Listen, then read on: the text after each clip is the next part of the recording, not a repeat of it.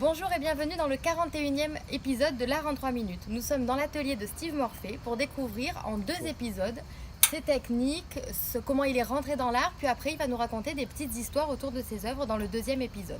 Bonjour Steve. Bonjour. Ça va? Bah oui, ça va très bien. Je suis très content de faire partie de ces épisodes-là. Ça me fait plaisir. T'es prêt à répondre à 3 questions en 3 minutes? Ah ouais, je suis à fond. Allez, c'est parti. Première question. Alors, comment tu as commencé à créer? Ça, c'est ton tout premier personnage. Ouais. Donc, explique-nous un petit peu l'histoire. Alors mon premier personnage, c'est un jour, je m'embêtais à la maison, et il y a 10 ans de ça, et je me suis dit, tiens, je vais créer un petit personnage qui va un petit peu être là, poétique et tranquille. Donc j'ai pris de la pâte plastique, parce que c'est de la pâte plastique. Maintenant j'utilise la terre cuite. Et j'ai monté ce petit personnage qui en fer et qui est en modelé à la main.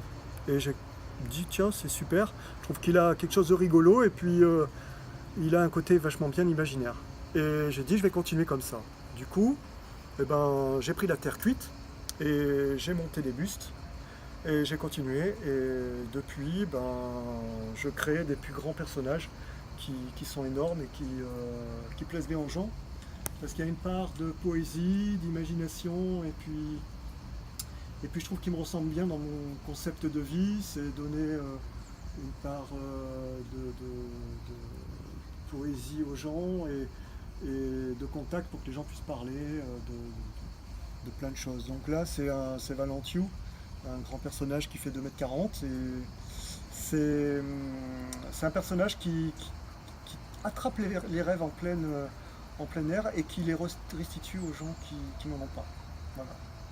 Deuxième question. Alors maintenant, on a vu que tu avais travaillé divers matériaux et tu es passé au raku. Alors explique-nous un petit peu le procédé du raku et comment tu l'utilises dans ton œuvre. Ouais.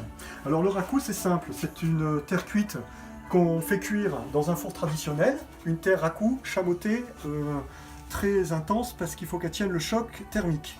Ensuite, on fait un émaillage. Donc on émaille la pièce et on la passe au four, un four qui va monter à 900 degrés très vite à température pour pouvoir faire cuire l'émail. Ensuite, la pièce est sortie à 900 degrés du four pour être posée par terre. L'émail craquelle, l'émail chante, on l'entend craquer dans tous les sens. Et ensuite, au bout de 20 minutes, on la prend et on la met dans un caisson d'enfumage avec de la sciure. Et donc la fumée va faire son chemin et va rentrer dans les parois, dans les fentes et dans les craquelures de l'émail. Et ensuite va donner une couleur teintée à la terre, qui elle deviendra grise, noire. Et l'émail va se teinter un petit peu plus foncé, et donc on va voir toutes les nervures qui se sont faites avant l'enfumage, et qu'on ne voyait pas avant, évidemment. Donc voilà, ça c'est une pièce en raku qui est vraiment sympathique, et qui fait qu'on dirait qu'elles sont d'un autre temps. On dirait qu'elles sont, depuis 200 ans, elles ont été enfouies et ensuite ressorties et montrées aux gens. C'est pour ça que la technique japonaise est sympathique, parce que ça fait des pièces temporelles.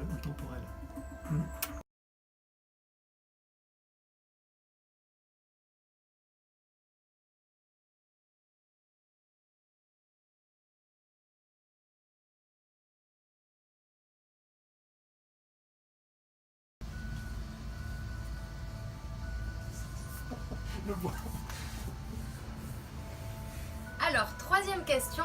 Maintenant, tu as ouvert ton atelier au public, tu donnes des cours. Donne-nous un petit peu les éléments si on veut y participer.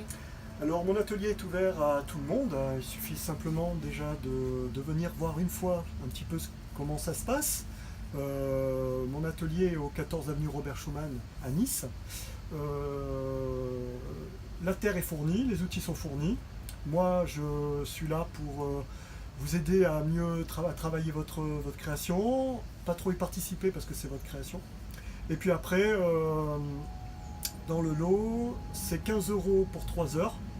Et c'est vraiment sympathique parce qu'il y a une bonne entente et tout le monde s'aide, il y a plein de choses à faire.